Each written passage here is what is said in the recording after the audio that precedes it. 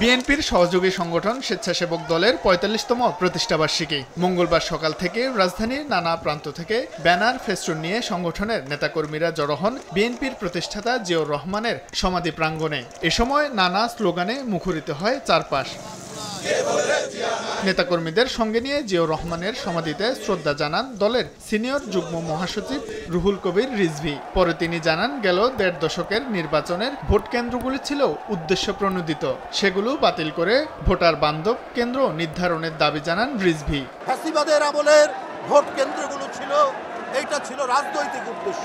তারা ঘোষণা করেছে একটা নির্বাচনী রোড ম্যাপ দেবে, তো আমরা দেখি তারা কি রোড ম্যাপ দেয়। আমরা রাজনৈতিক উদ্দেশ্য প্রণোদিত হয়ে যে ভোট কেন্দ্রগুলো করা হয়েছে, সেই ভোট কেন্দ্রগুলি বাতিল করে ভোট কেন্দ্র তারা নতুনভাবে ঘোষণা করবেন।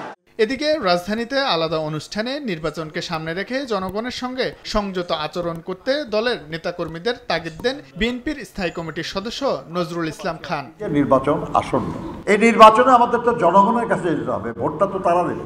আমাদের কারো যে কোনো পর্যায়ের যে কোনো নেতা বা কর্মীর আচরণে যদি জনগণ অসন্তুষ্ট হয়, তাহলে ক্ষতিগ্রস্ত তো দল হবে। নিজেরা তো এই কাজ করবেনই না, অন্য কেউ করলে সেটাকে বাধা দিবেন, আর না হলে অনভিপ্রেত সিচুয়েশন হতে পারে।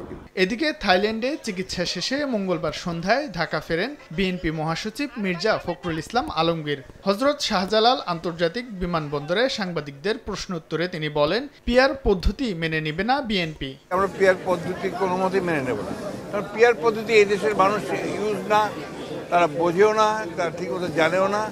কোনোদিন এটা ইভিএম আজকে কতদিন চেষ্টা করে ইভিএম বাদ দিতে হয়েছে, আর পিআর পদ্ধতি তো আমরা ইউজ না কোনোদিন, এটা প্রশ্ন উঠতে পারে না।